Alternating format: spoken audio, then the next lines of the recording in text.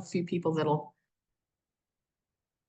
Well, good afternoon, everybody. I wanted to take just a minute to thank you. I know this is a crazy time for school teachers. So first of all, congratulations, you're almost at the end of the year. And second, thank you for taking the time out today to join us in this webinar. I'm hoping that we're going to provide you with a lot of useful information. And even if you don't have time to implement it the remainder of this year, hopefully it'll be good for you to think about over the summer. Well, no, I don't want you to think about anything school related over the summer. And then when you jump back in the fall, we'll have you implement stuff in the fall. So let's go ahead and get started. All right.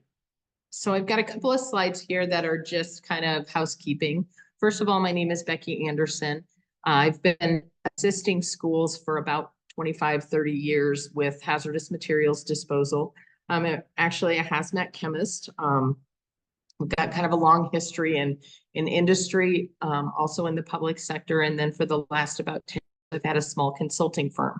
I'm located in Des Moines, Iowa, and pretty much work all throughout the United States, assisting teachers in helping make sure that their environments are as safe as possible for them, as well as for their students. I also do work with a lot of industry. And so some of the tricks I'm going to show you today are actually ones that we've used in industry to kind of make things a little bit easier. I want to take just a quick minute and thank Vicki Davis. Vicki is with the Upper Valley Lake Sunapee Regional Planning Commission. And she is the one that applied for and received this grant that's allowing us to present these webinars. I also want to thank EPA Region 1. They're the funding source, and we truly appreciate all the support and help that they've given us with these Zoom webinars. And then finally, you'll see there are some photo credits throughout the presentation from Dave Waddell. Dave is my mentor. He's now retired, but he's really the one that kind of started tackling the school chemical dangers issues that we've seen throughout the country. And I've learned a ton of information from him over the years. He's been very gracious with sharing information. And so I just wanted to shout out to him too and say thanks.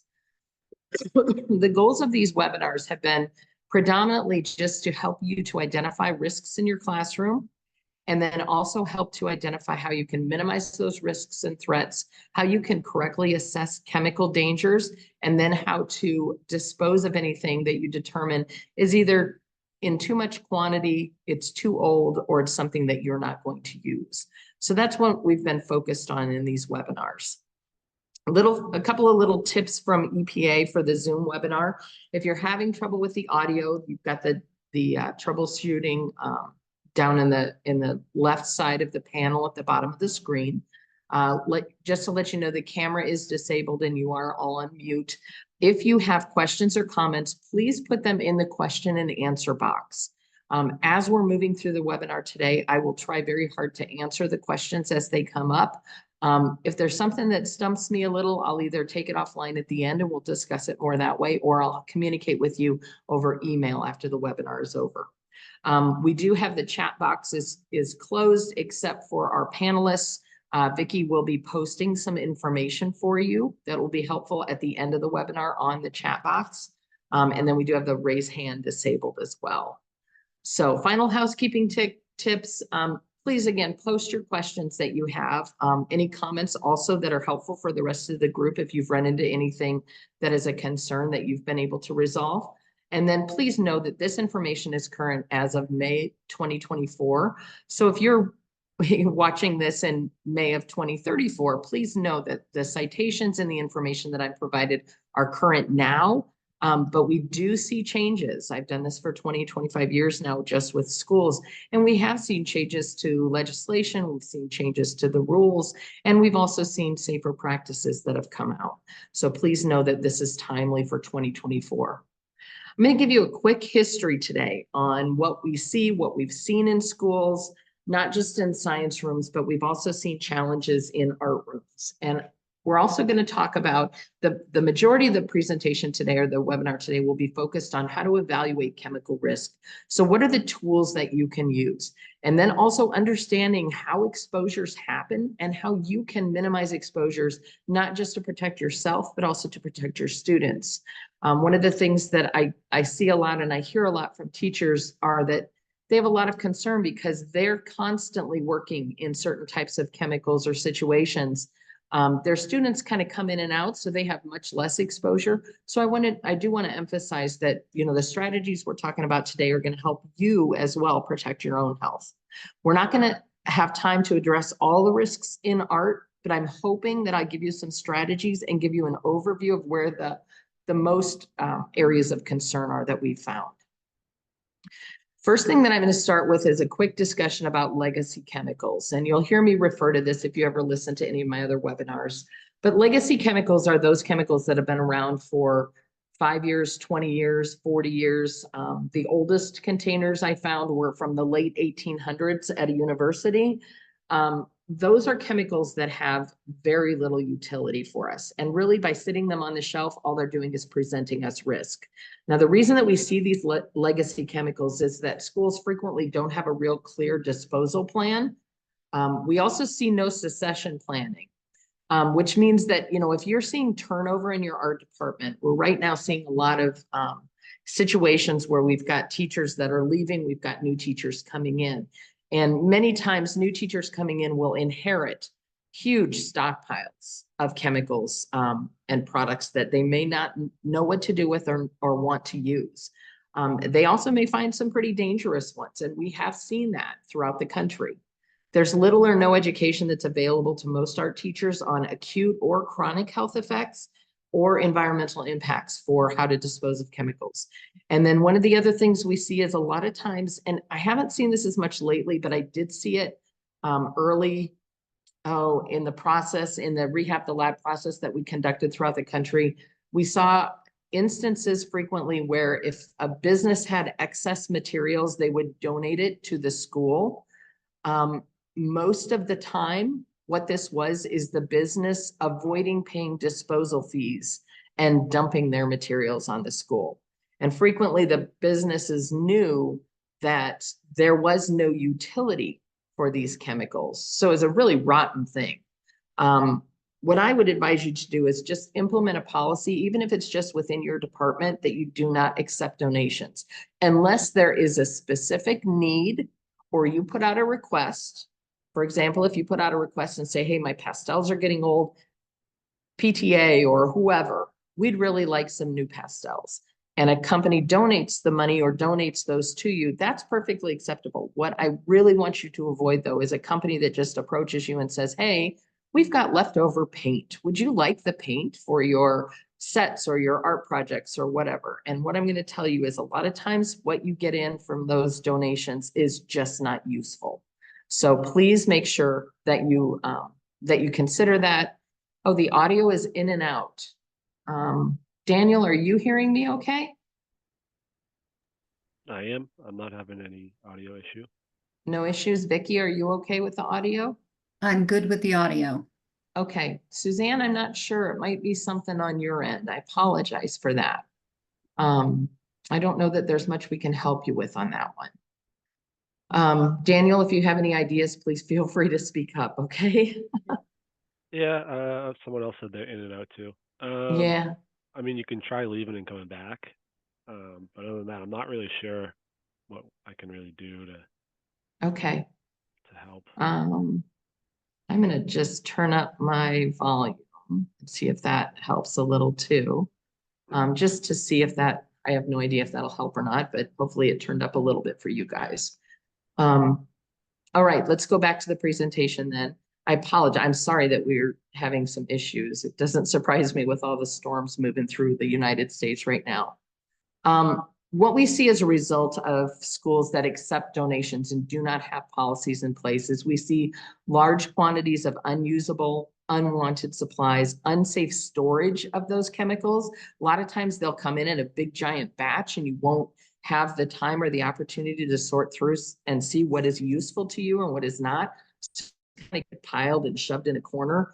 And then the other thing is we see chemicals that come in that require specific personal protective equipment or respiratory protection. And a lot of times you don't have those in place. And yet the chemicals show up. So it really presents us with some really big problems. one of the ways that we can address that is through a disposal plan. And we have worked with the science teachers. So if you have concerns about legacy chemicals, first of all, you're welcome to email me with any concerns. On the last slide today will be my email contact information as well as my phone number. So you're welcome to call me and, kind of pick my brain on how to get rid of legacy chemicals. But we're not going to spend a whole lot more time on it today. Things that we have found that are current use during assessments of our departments, we found volatile organic compounds. Now, when I say VOCs, these are inhalation toxins, and they're typically solvents that are aerosolized. So things like spray paint, spray adhesives, those are all volatile organic compounds that can become a really strong inhalation risk for us. The other things we found are toxic metals, including lead, mercury, chromium. And we've also found concentrated acids, especially for those of you that are doing things like glass etching. Those are really, really high risk, okay? If you are still using hydrofluoric acid, I would suggest that you reach out to me and we talk about that, because the hydrofluoric acid is a really big risk for your classroom.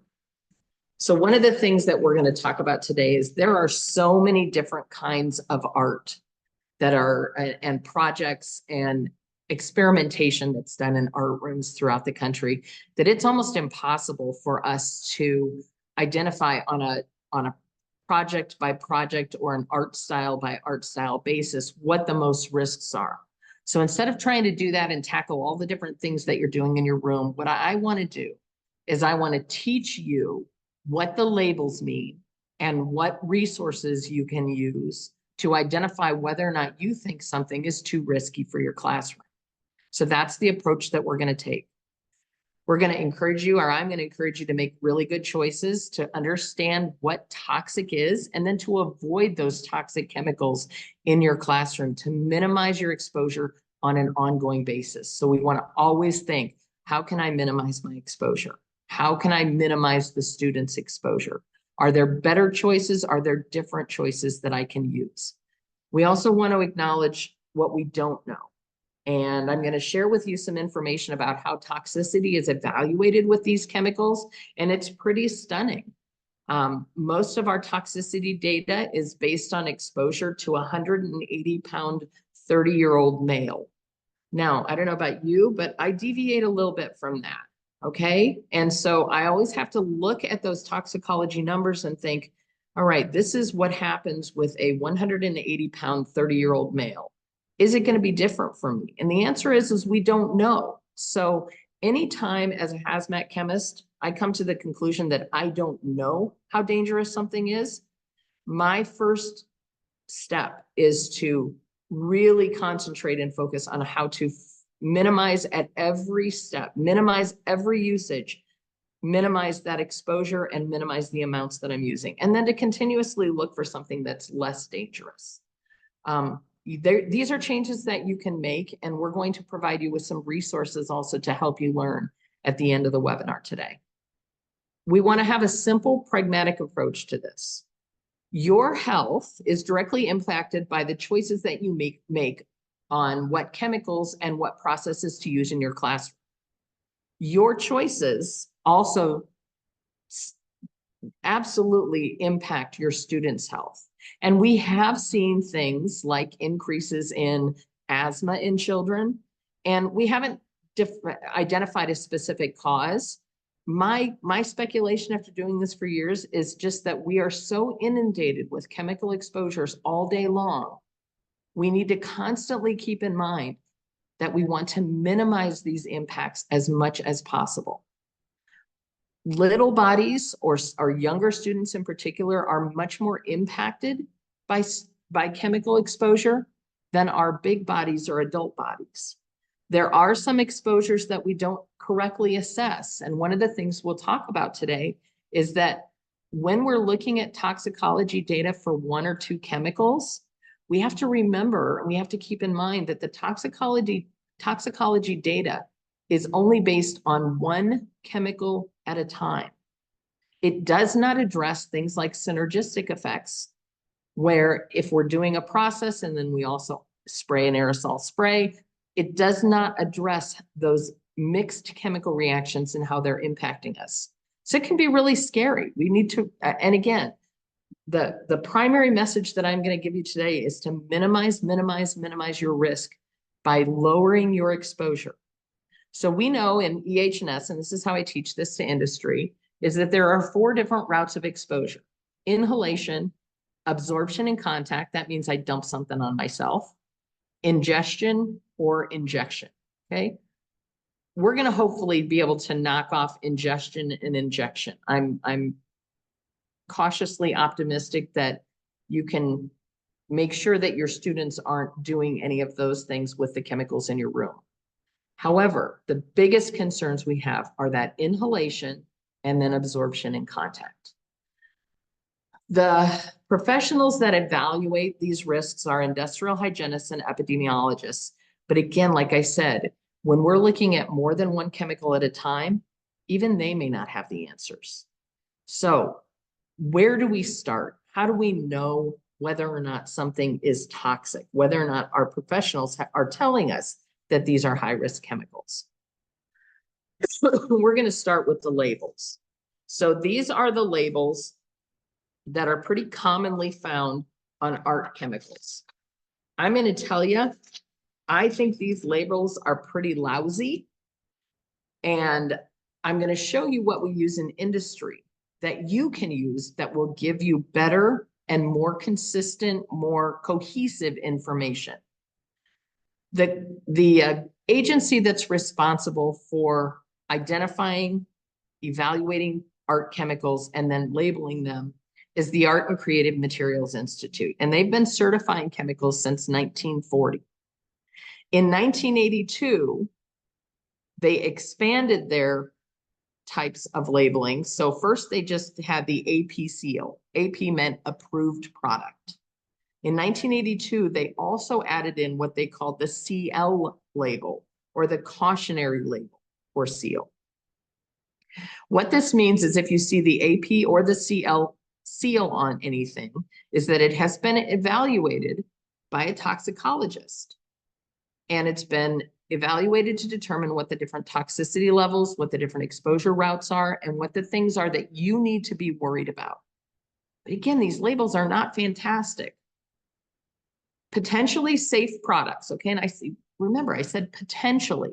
So this does not mean that we can still sprinkle it over our Cheerios or anything. But potentially safer products will have the AP or the CP, cautionary product or approved product, on the label.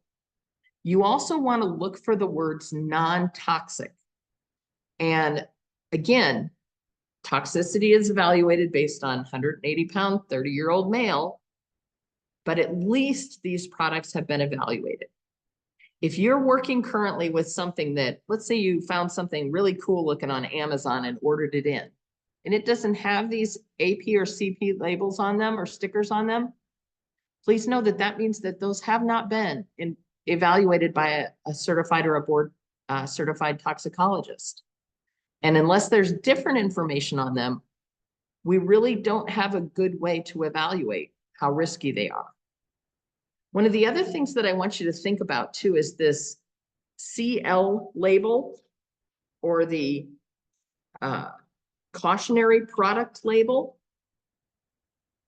So cautionary product or cautionary label, CL or CP, means that if you use the product as it's intended, the toxicologist has determined that it is non-hazardous.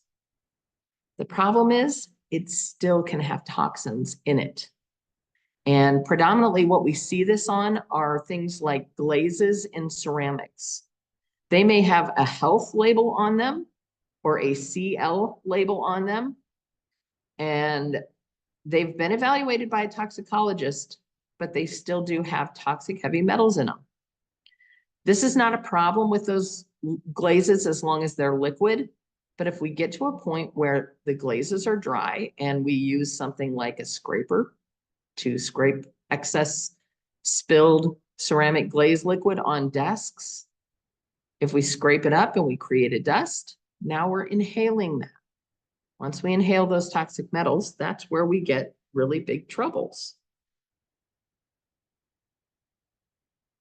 One of the other, and this is fairly recent, but one of the other labels you can look for is this Prop 65 warning label. I'm going to just let you know that I'm really grateful to the state of California for adopting this, because chances are if it's carcinogenic, mutagenic, or teratogenic in California, it's probably carcinogenic, mutagenic, or teratogenic in Vermont and in New Hampshire.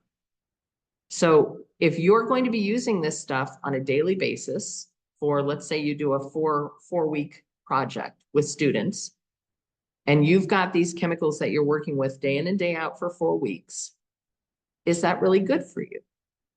We also have a lot of art teachers that are females of reproductive age.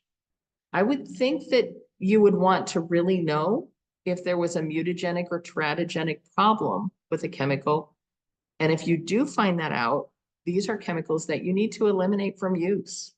It is just not worth it. There are lots of options available.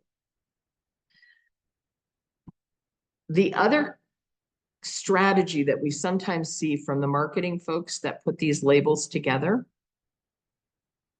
is that they don't identify sensitivities or whether or not these are present us with the possibility of becoming allergic to them. Not all of the hazards are necessarily chemical based. Some of the hazards are toxic metals, VOCs, particulates, silicates. Your knowledge is only as good as that label is. The other thing is a lot of these will say things that they green up their products. One example here says on this belt cleaner that this is an environmentally safe product. The kicker is the primary ingredient in it is 1,1,1-trichloroethane, which is an ozone depleting substance, heavily regulated under the Clean Air Act. It's not environmentally safe. So I get a lot of questions about, well, if they label it environmentally safe, how can they do that when it's not? Nobody's really checking. That's a big part of the problem. So we're going to work around that. What we're going to do is we're going to implement another strategy for how you can evaluate chemical risk. So what you see up here are 9 pictograms. And each of these different pictograms is designed by OSHA, and actually it's the globally harmonized system of hazard communication. So it was actually, these were developed by the United Nations, and these are worldwide for worldwide use now. And what you're supposed to be able to do is look at these at a glance and know what the risks are associated with those chemicals. So for example, on the upper left, we have the starburst in the person's chest. Okay, the way that I explain that to industry is it kind of looks like, if you've ever watched the old movie Alien, kind of looks like when the alien bursts out of the guy's chest. If you've got an alien bursting out of your chest, chances are you've run into a respiratory toxin. It's also carcinogenic, mutagenic, it's a respiratory sensitizer, and it's also got an aspiration problem with it. So that is an at-a-glance indicator that this, if you mess with this chemical too long and you don't protect yourself, there's a high possibility that you're going to end up with some chronic health impacts. The one right next to it is flammability. The next one, the exclamation point, that always just cracks me up. Somebody got paid a whole lot of money to put an exclamation point in a box. Okay, I want you to visually turn that upside down in your head. Turns into an I. I stands for irritant. A lot of times in industry, we just kind of gloss over the irritants. Okay, I have a lot of, I usually joke that I have a lot of irritants in industry. Okay, the irritant though, we really, really need to be paying attention to, because that is a sensitizer chemical. What that means is that depending on your genetics, your body, your exposures over your lifetime, that's a chemical that you may be able to use it once or twice and not have any impact. But the longer you use it, the more of a potential impact you can have. And we can't predict who's going to become allergic to it or who's not. We also can't predict that if you do have an allergic reaction to that particular chemical, that it's not going to throw you into anaphylaxis and cut off your breathing. So this is one that we've got to pay attention to, especially if we're using something like this around young students. Okay, we're on row 2. In the middle is, or on the left is gas cylinders. Those are basically gases under pressure. In the middle is the corrosives pictogram. This indicates it's an acid or a base. It has a high pH or a very low pH. These are chemicals that can burn you. They can burn off skin. They can have huge, huge impacts to eye health.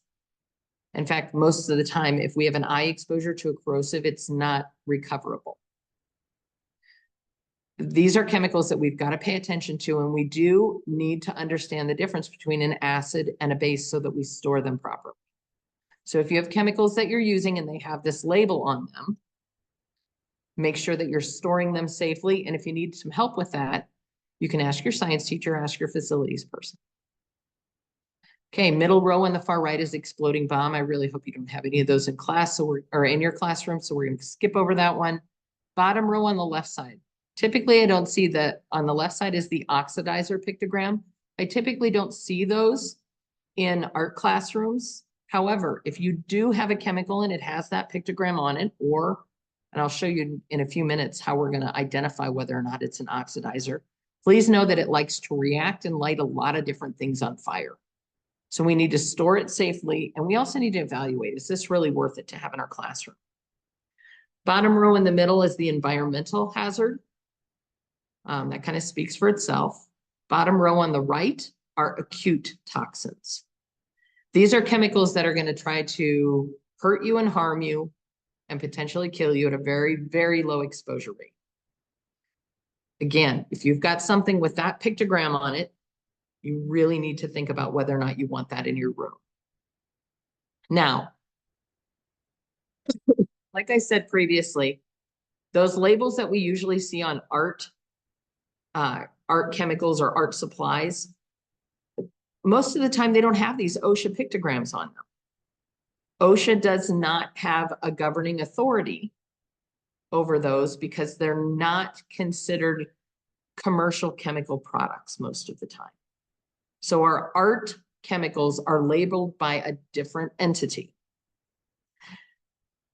The way that we can find out what the level of risk is for the chemicals that we're using in art is that we can look at the ingredients on the back of the container. Okay, so if I've got let's say I've got a ceramic glaze and it's really cool, but it makes this really bright yellow color. And I'm a little concerned about what's in it. I'm going to look on the back of the glaze and I'm going to see if there's an ingredients list. If there is not, I'm going to send an email to the company and say, hey, can you give me an ingredients list on this? And they should, not all of them do, but they should provide you with a list of ingredients. The next step you can do then is you can take those chemical names on that list of ingredients, make sure that you spell them exactly correctly, and you can enter them into a safety data sheet website. The primary one that I use is Sigma. And at sigma.com, you can, and Vicki, if you would put up the Sigma website, that would be great. And we also have it on the last slide for you today. But what you're going to do is you're going to look up chemical by chemical on the Sigma website, and then you're going to print off or review the associated safety data sheet. You can do all of this, and Sigma makes them available free, no charge. Safety data sheets are a little unwieldy, and I know this. And a lot of times your art supplies will come in with safety data sheets. I'm hoping that art supplies are doing this more. In the last few years, I have seen an increase where if you order certain products, they will send you the safety data sheet. You want to review those. Now, they're intimidating. They're usually about 16 pages. There's 16 different sections of data and information in them. And a lot of it is giant numbers or really tiny numbers, really confusing words and stuff that you probably haven't been trained in art. So I'm going to teach you the down and dirty way to evaluate and get the most out of your safety data sheet.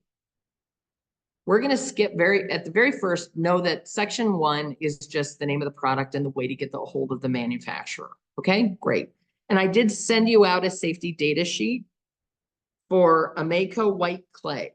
I sent that out earlier. If you didn't get it, let me know, send me an email and I'll send it over to you. So it is a good example. Section 2 is where we're going to start. Section 2 goes through hazards identification. And remember, we might have 4 or 5 ingredients in a particular art supply that we use. So we do have to look up each one of those. And just because it's in a very, very, very small percentage, let's say we've got 98% clay and 1% lead oxide, that 1% is going to make a big difference. We want to know what we're in for if we're dealing with lead oxide. So start with the safety data sheet, look in section 2. We're going to look at the hazards that are identified there. We're going to read through the hazard statements, and we're going to review the pictograms that are present.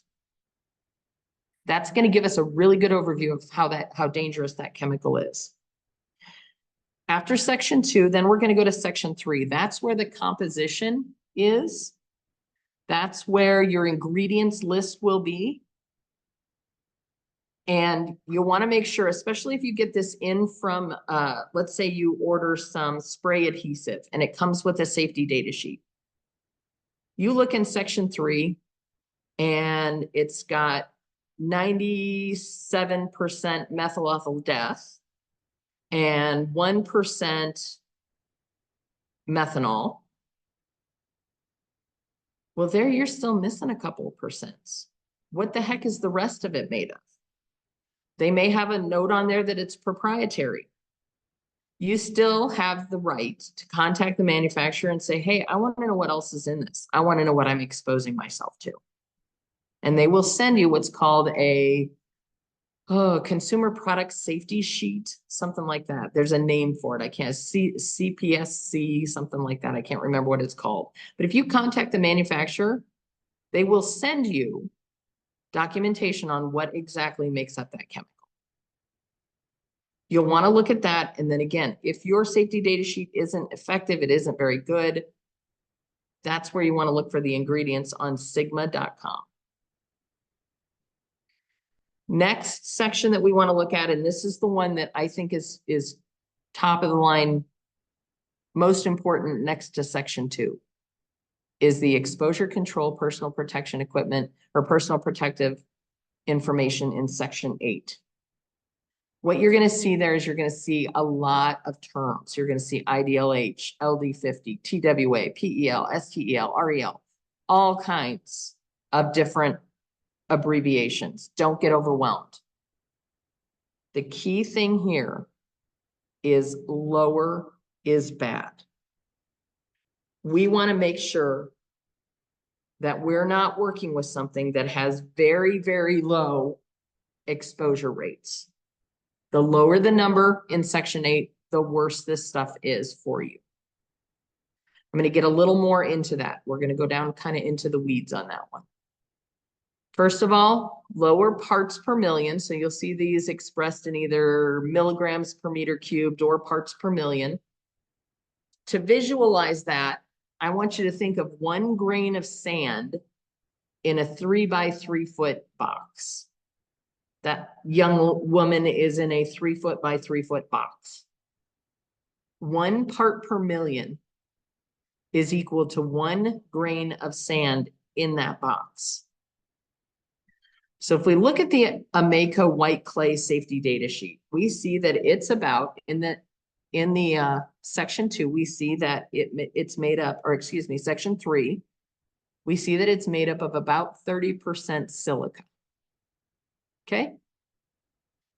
What we know now and have learned in the last 20 to 30 years is that silica and lungs is a very bad, dangerous combination.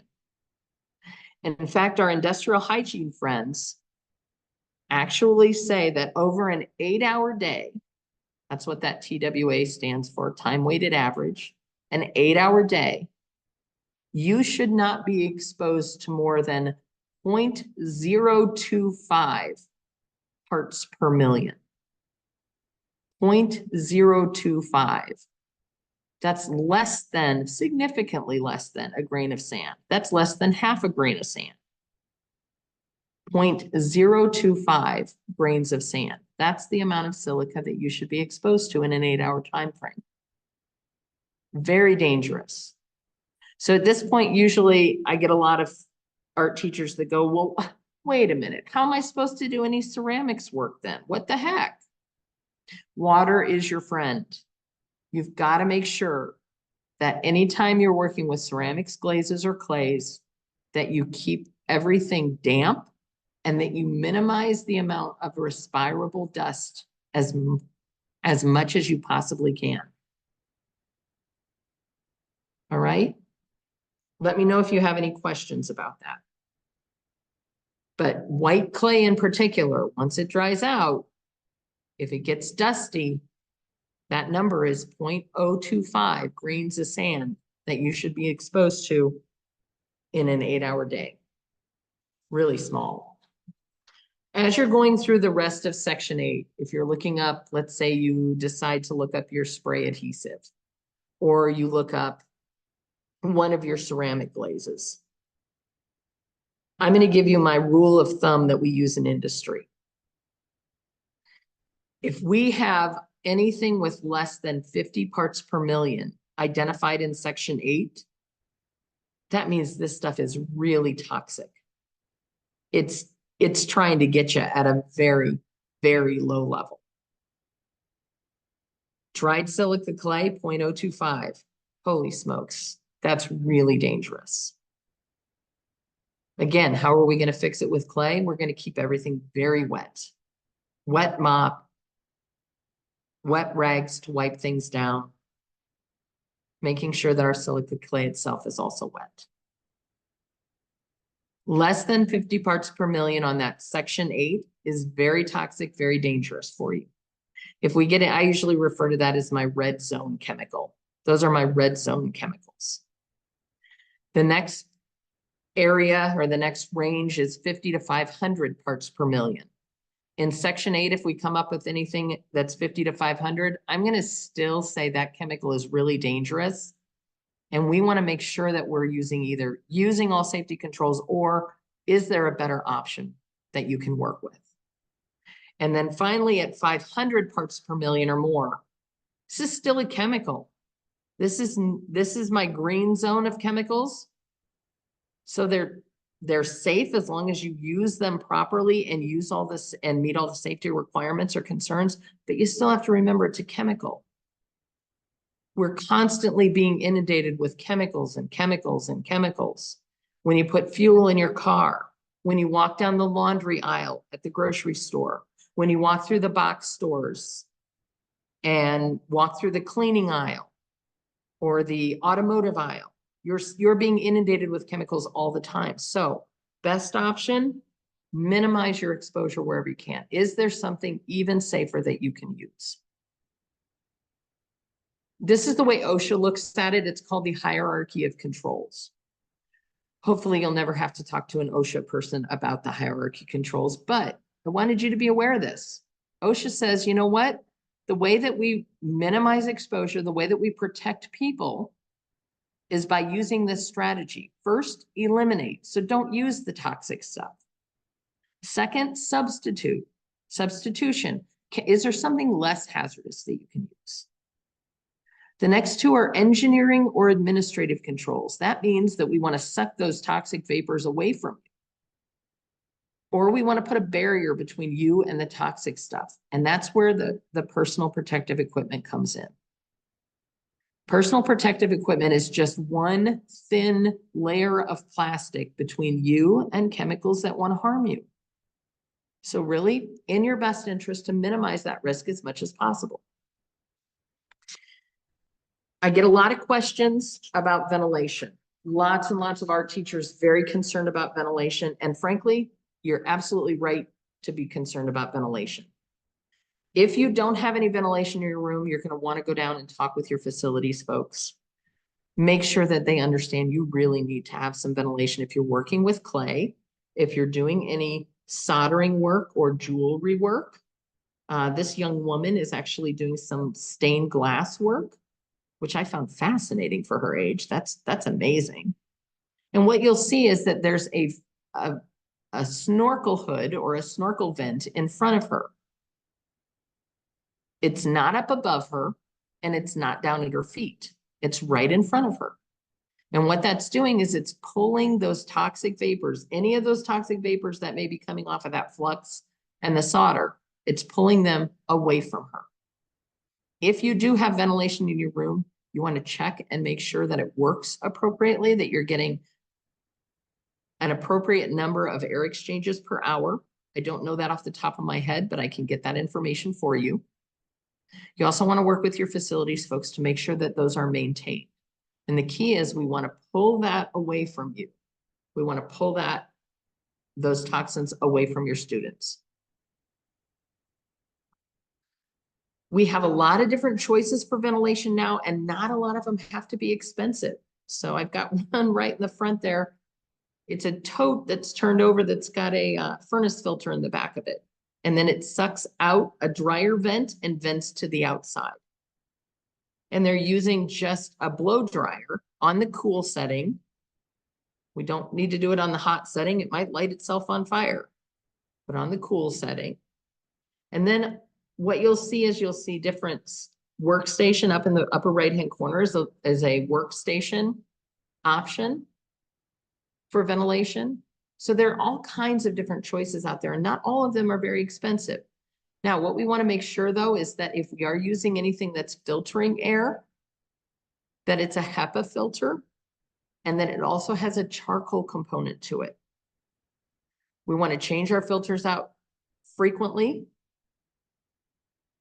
and we want to make sure that we're working really close with our facilities folks to make sure that if we're sucking vapors to the outside of the school, that it's not near an makeup air unit or an air entry point, that it comes back into the school.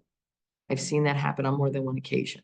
So please work closely with your facilities folks on that. Now, the next section that we're going to talk about. So we've kind of talked about how to assess and evaluate risk, what resources you can use. If the safety data sheet that comes from the company isn't very good, that you can use the Sigma website and look up safety data sheets by ingredients.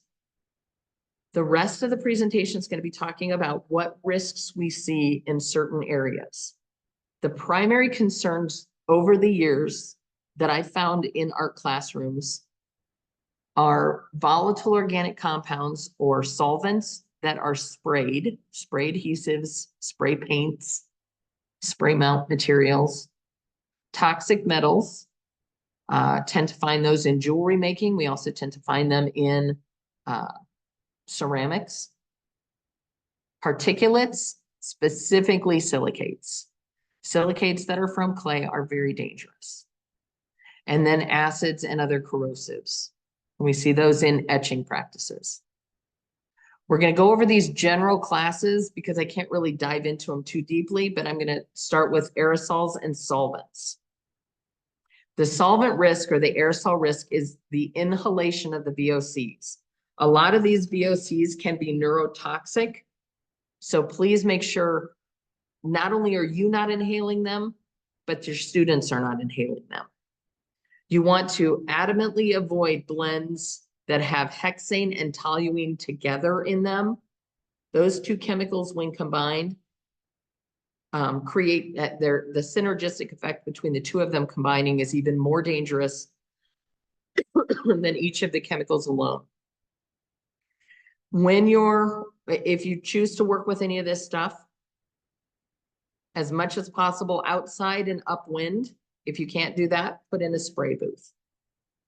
Please make sure you're using protective gloves when you're handling these things, and use goggles or safety glasses. Goggles would be preferential in this because again, those vapors can come around the sides of safety glasses. Your eyes are very impervious. They will absorb those VOCs, and we've seen that happen.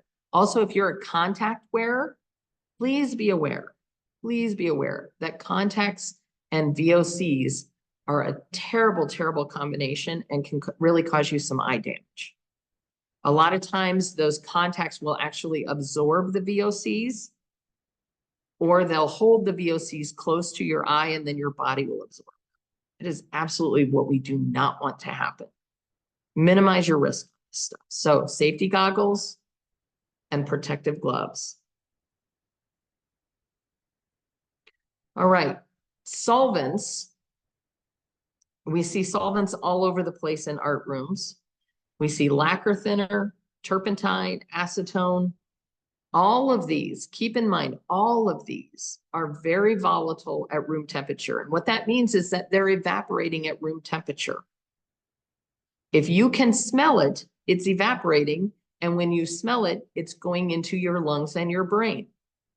The more volatile these chemicals are, the more inhalation you're going to experience and the higher potential there is for health impacts. Again, minimize as much as you possibly can.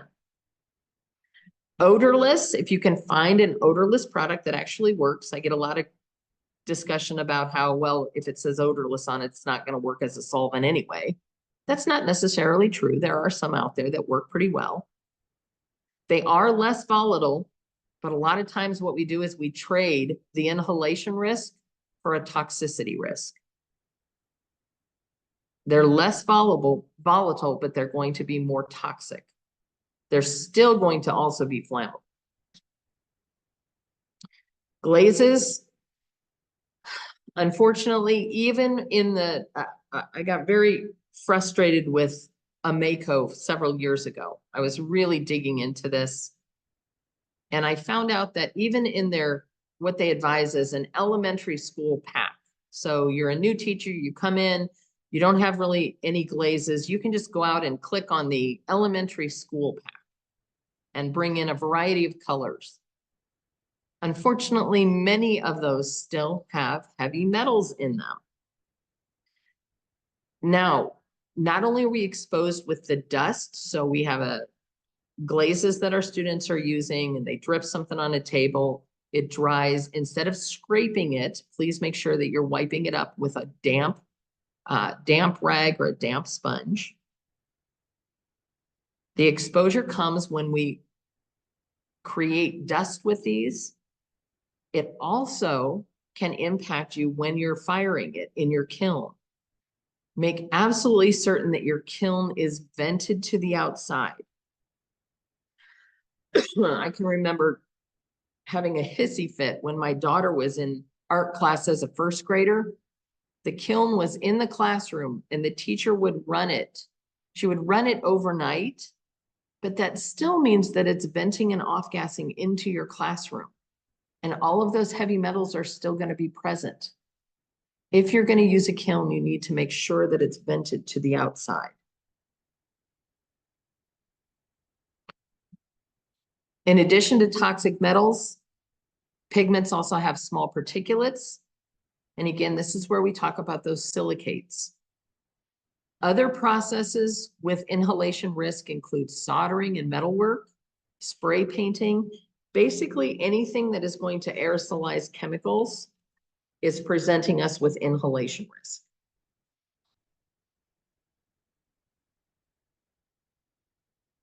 We also have risks with acids and bases. So this is a bottle of hydrofluoric acid that Dave Waddell found in, I believe this was in an art classroom. If the bottle of hydrofluoric acid that you're using looks like this, just know that if you try to pick it up, there's a likelihood that your fingers will go straight through the bottle. Hydrofluoric acid is super wicked. It's the second most dangerous acid that I see. Chromic acid is the first because it's toxic and corrosive. Hydrofluoric acid, very, very toxic, very corrosive. It's a calcium scavenger. So if you happen to dump some on your hands, it will actually work to try to pull the calcium out of your bones. That's a really painful process. Also, to stop hydrofluoric acid, to stop the reaction, the chemical reaction that happens if you spill it on your skin, requires a specific type of chemical, and not a whole lot of hospital, well, most of them carry it now because they started recognizing how much of a problem it was. But there's a specific chemical that has to be used to counteract that hydrofluoric acid. Any damage that's done is permanent. If you're still using glass etchants, please be aware that even the powdered glass etchants still have a component of hydrofluoric acid in them.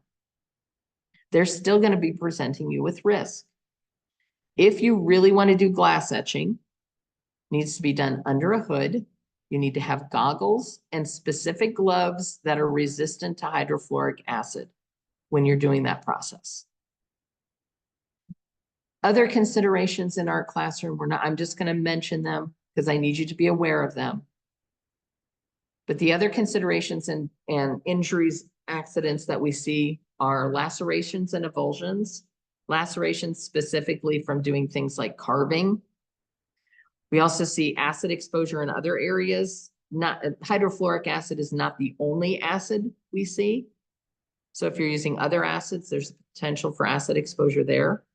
Eye injuries, fires, and flash explosions. And the flash explosions meaning you spray the, well, let's say you spray a spray adhesive and it happens to find an ignition source.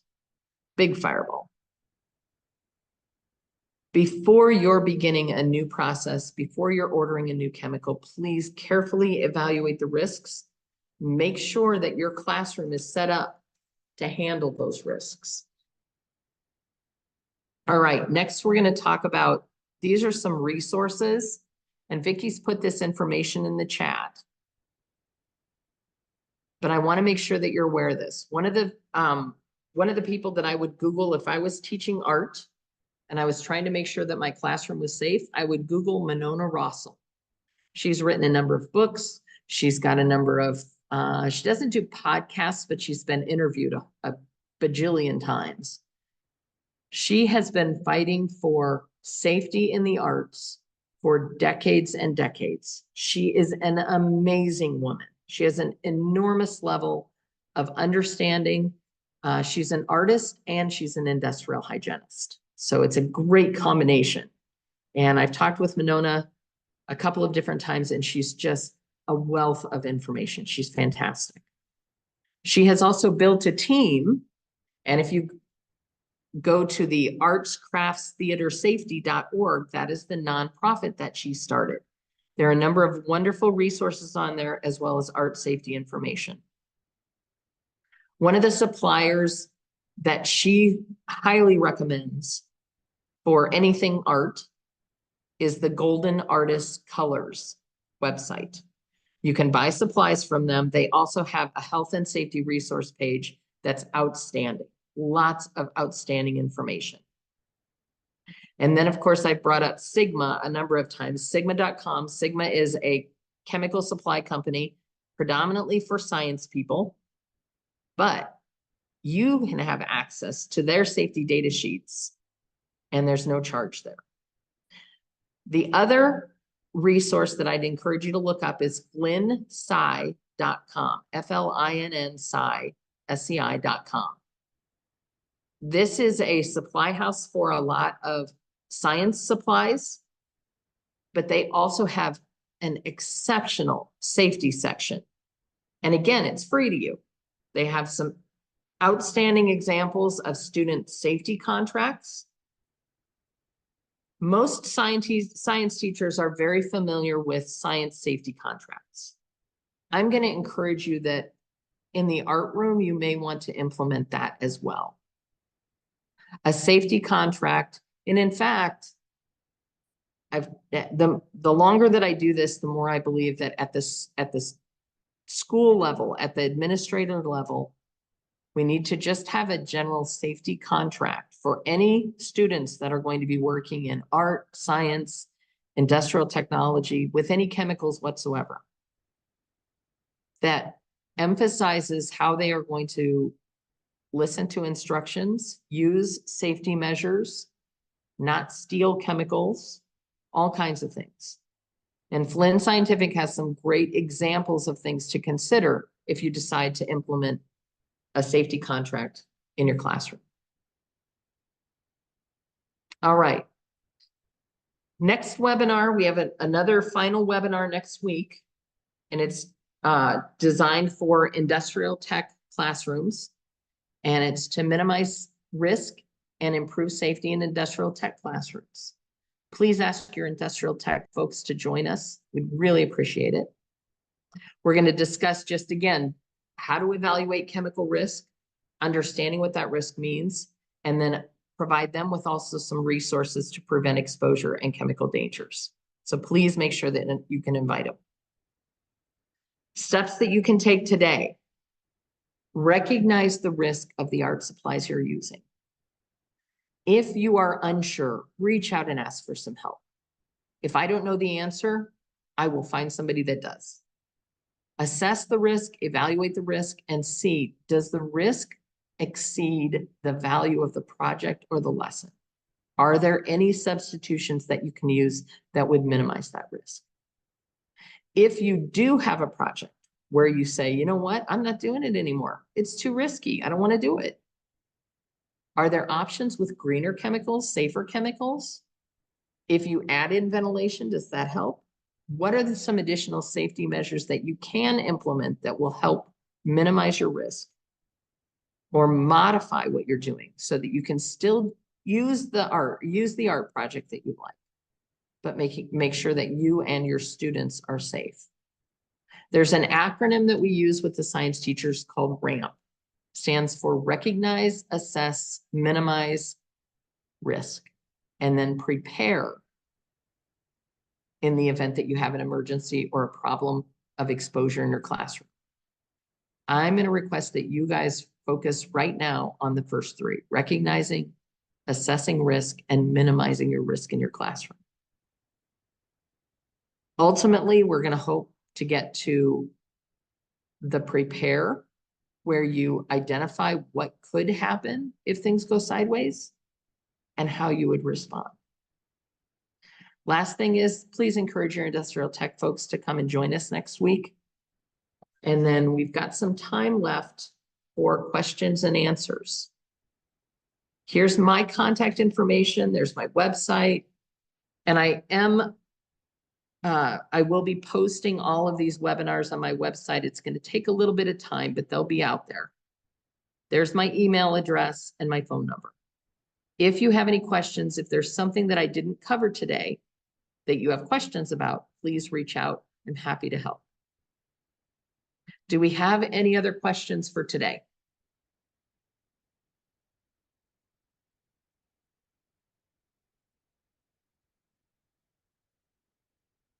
All right, if we don't have any other questions, and we'll leave this up for just a few minutes in case somebody wants to type anything in. But I want to tell you all, congratulations, you're at the end of the school year. I hope the rest of the year goes nice and smooth for you. And I hope you have a nice, relaxing summer. And then when you move back in August and start preparing for classes, I would encourage you to think about these things as you're going through your chemicals and the projects that you plan to do. Thank you so much for your time. I know it's a terrible, terrible time of the year to try to get an hour out of you, and I really appreciate it. Thank you.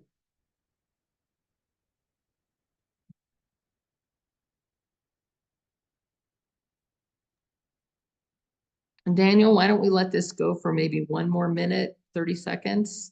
Doesn't look like anyone has any questions, so then we'll just go ahead and end, okay? Okay, sounds good. All right. Thanks again, everybody.